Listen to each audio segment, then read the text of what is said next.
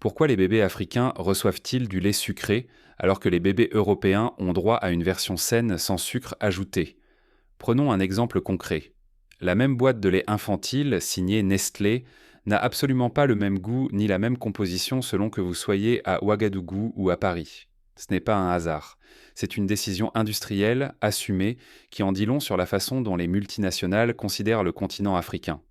Plus de 9 produits sur 10 testés en Afrique contiennent du sucre ajouté, parfois l'équivalent de 2 morceaux par portion. Alors qu'en Europe, pour les mêmes bébés et sous le même logo, le lait vendu est strictement sans sucre ajouté. N'oublions pas que l'Organisation mondiale de la santé est formelle. Pour les enfants de moins de 3 ans, la quantité de sucre ajouté recommandée est claire. 0. Pas un gramme. Rien. Pourquoi Nestlé prend-elle ce risque? Officiellement, il s'agirait de répondre à une soi-disant préférence locale. Mais cette explication ne tient pas la route face à la réalité. C'est une stratégie structurelle qui façonne les habitudes alimentaires dès la naissance et qui perpétue un rapport de domination hérité de la colonisation. Ignorer ce double standard, c'est exposer des millions d'enfants africains au risque de maladies chroniques dès le berceau. C'est aussi inscrire des pays entiers dans une dépendance alimentaire où leur souveraineté et leur santé sont sacrifiées sur l'autel du profit. Mais derrière ces choix de recettes et ces actes délibérés, il y a une logique plus profonde. Alors, comment s'est-elle installée et qui en profite vraiment? Comment façonner la fidélité à une marque avant même que l'enfant ait appris à parler? Imaginez, à peine né, un bébé en Afrique goûte à ses premiers aliments industriels. Mais ce goût n'est pas choisi au hasard. Il est calibré, dosé et pensé pour plaire et surtout pour fidéliser. Des ONG internationales tirent la sonnette d'alarme. Les grandes multinationales agroalimentaires déploient en Afrique des stratégies globales pour adapter leurs produits à des réglementations locales bien plus permissives qu'en Europe. Résultat, les laits infantiles vendus aux familles africaines contiennent systématiquement du sucre ajouté, alors que les versions commercialisées en Europe sont garanties sans sucre. Cette différence n'a rien d'anodin. Elle façonne une génération entière dès la petite enfance. Ce sucre, introduit si tôt, n'est pas un simple ingrédient. Il agit comme une clé qui reprogramme le palais. Plus un enfant est exposé tôt au sucre, plus il développera une appétence forte pour ce goût, une préférence qui perdure toute la vie. Les industriels le savent, fidéliser, c'est aussi rendre dépendant. L'enfance devient ainsi un terrain de conquête où chaque cuillère façonne l'adulte de demain. Mais à quel prix? L'Afrique subsaharienne connaît aujourd'hui une explosion silencieuse du diabète et de l'obésité chez l'enfant et l'adulte. Les experts tirent la sonnette d'alarme. D'ici quelques années, le nombre de personnes touchées aura doublé, avec des conséquences sanitaires et économiques dramatiques. Derrière chaque portion sucrée se cache le risque d'une épidémie qui pourrait engloutir des systèmes de santé déjà fragiles. Et ce n'est pas une question de choix parental. La majorité des mères ignorent tout simplement la quantité de sucre présente dans ces produits. L'étiquetage est souvent absent ou illisible, les informations nutritionnelles peu accessibles, et le marketing omniprésent laisse croire à une nutrition à l'européenne. Les publicités regorgent de promesses santé, parfois appuyées par des recommandations de professionnels en blouse blanche, renforçant l'illusion d'un produit haut de gamme. En réalité, derrière l'image rassurante, c'est tout l'imaginaire colonial qui se rejoue. D'un côté, une offre propre pour les pays riches, de l'autre, une version édulcorée et addictive pour l'Afrique. Laisser les multinationales décider du goût, de la santé et des habitudes alimentaires des enfants, c'est accepter que l'avenir de tout un continent se construise sans lui. Mais le problème va bien au-delà du sucre. Toute la filière laitière, de la poudre importée au lait local, est au cœur de cette bataille pour la souveraineté alimentaire. Achetez-vous vraiment du lait ou une illusion de lait? Derrière les rayons bien garnis de supermarchés africains, ce que l'on nous présente comme du lait moderne n'est souvent qu'un mélange de poudre, d'huile de palme et d'additifs. Ce n'est pas du lait frais, mais une imitation, calibrée pour ressembler à l'original, sans en avoir ni le goût ni les bienfaits nutritionnels véritables. En Europe, ces mélanges ne pourraient même pas porter le nom de lait sur l'étiquette. Là-bas, la réglementation est stricte, impossible de tromper le consommateur. Mais en Afrique, c'est une autre histoire. Les publicités, le packaging et l'absence de loi claire brouillent totalement les repères. Résultat, beaucoup de familles achètent en toute confiance ce qu'elles croient être un produit sain, alors qu'il s'agit d'une version appauvrie, pensée avant tout pour répondre aux exigences des industriels. Cette confusion n'est pas un hasard. Depuis des décennies, le marketing de multinationales a réussi à imposer l'idée que le vrai progrès passe par ces produits dits modernes. À force d'affiches, de slogans et de promesses de croissance, l'imaginaire collectif finit par associer poudre blanche et qualité européenne. En réalité, il s'agit d'une adaptation bon marché, taillée sur mesure pour écouler les surplus mondiaux, sans tenir compte des besoins réels des consommateurs africains. L'importation massive de ces laits en poudre a eu un effet dévastateur sur l'économie locale. Dans de nombreux pays africains, les éleveurs peinent à vendre leur lait frais. Le marché leur échappe peu à peu, remplacé par des produits importés, moins chers mais aussi moins nutritifs. Les petites laiteries ferment, les savoir-faire disparaissent, et avec eux une partie de la souveraineté alimentaire du continent. Pourquoi les États laissent-ils faire? Les gouvernements africains sont souvent pris au piège d'accords commerciaux internationaux et d'une pression économique difficile à surmonter. Les outils pour protéger le marché local manquent et les intérêts des géants de l'agroalimentaire pèsent lourd. Faute de moyens ou de volonté politique, la régulation reste lettre morte et la dépendance s'aggrave. Ce cercle vicieux alimente l'insécurité alimentaire et la perte de contrôle sur ce que mangent les populations.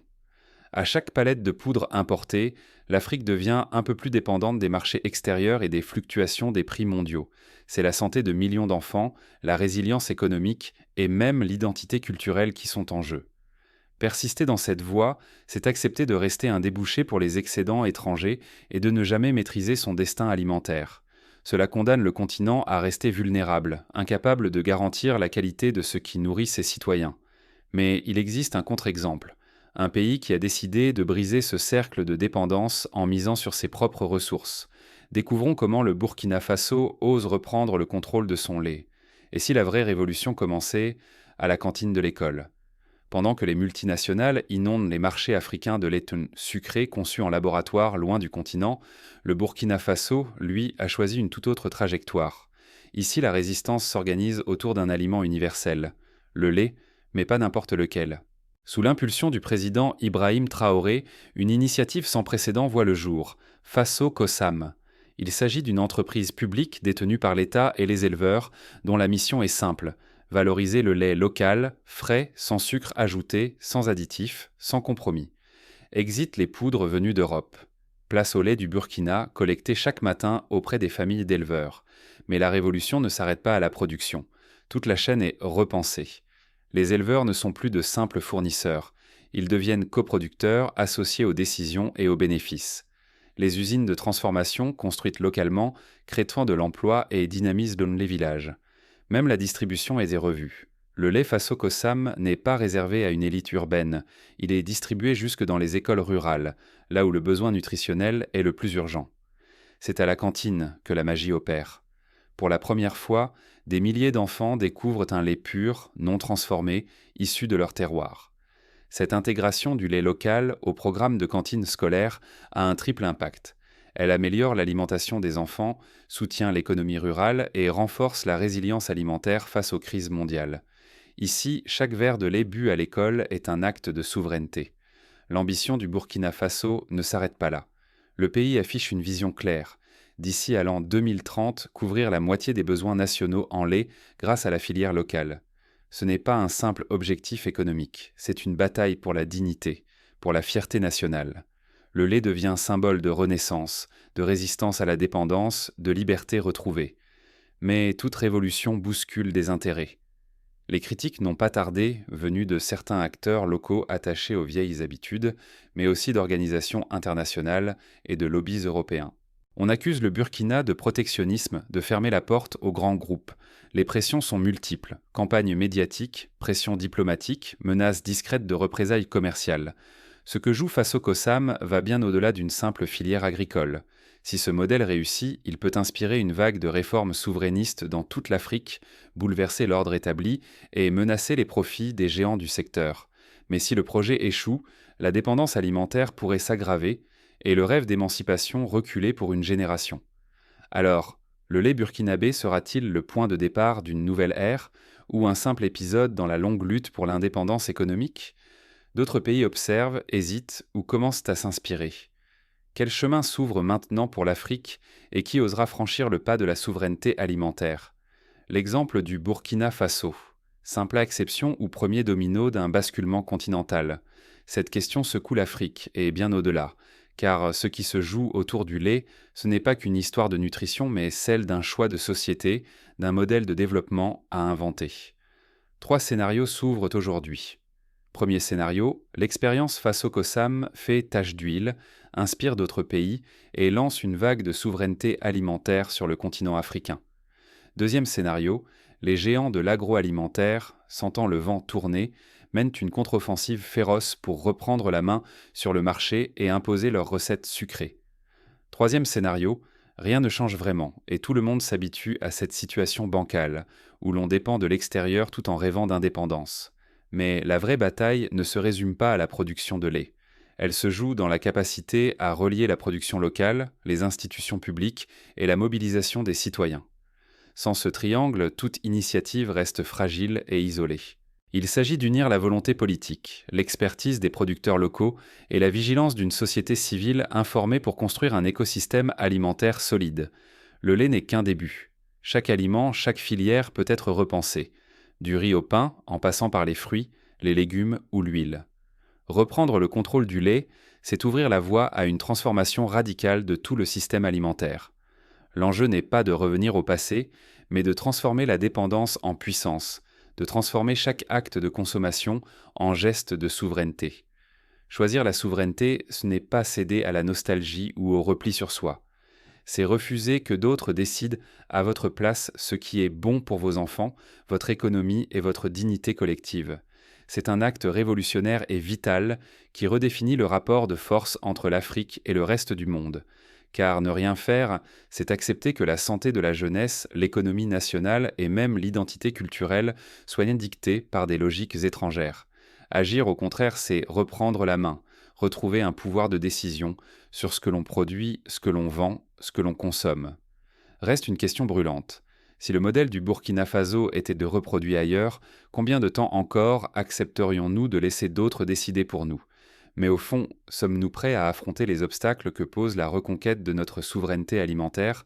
Et surtout, que pouvons-nous faire, chacun à notre échelle, pour que cette révolution silencieuse s'ancre durablement dans nos sociétés? La souveraineté, ça commence dans l'assiette, et ça se construit à chaque génération. Regardons la réalité en face. Rester spectateur, c'est accepter que d'autres décident pour nous ce que mangeront nos enfants, aujourd'hui et demain. La santé de la jeunesse, l'indépendance économique, la dignité de nos sociétés, tout commence par un choix aussi simple qu'un bol de lait. Chaque fois qu'une multinationale impose ses recettes, façonne les goûts des bébés et modèle les habitudes alimentaires dès la petite enfance, c'est une part de notre pouvoir collectif qui s'effrite. En tolérant ces doubles standards, nous laissons s'installer une dépendance invisible mais profonde qui dépasse largement le seul enjeu nutritionnel. Au contraire, choisir d'agir, c'est s'approprier la décision la plus intime, celle de nourrir nos enfants selon nos propres valeurs, en accord avec notre histoire, notre terroir, notre avenir. Cela signifie soutenir des filières locales, encourager les politiques qui valorisent les produits sains et exiger la transparence sur ce qui se trouve dans chaque assiette. Ce n'est pas qu'un débat technique ou économique, c'est une question de projet de société. Qui décide de la première cuillère de nos bébés ? Des actionnaires à l'étranger ou des familles, des paysans, des dirigeants engagés. L'exemple du Burkina Faso montre que l'audace politique peut renverser la logique de dépendance. Produire localement, imposer des standards exigeants, affirmer la fierté d'un lait qui porte les couleurs du pays. Ce choix, même discret, est une révolution silencieuse qui trace une voie nouvelle pour tout le continent. La vraie souveraineté ne s'arrête pas aux frontières. Elle se joue chaque jour dans la confiance que nous accordons à notre propre agriculture, à notre communauté, à notre vision du futur. Refuser la résignation, c'est reprendre le contrôle de ce qui façonne les prochaines générations. Alors la question est posée. Qui doit décider de ce que mangent nos enfants et quelle vision du monde voulons-nous transmettre ? Rester passif, c'est abdiquer la construction de notre destin. Agir, c'est entrer dans la révolution la plus fondamentale qui soit, celle de l'assiette.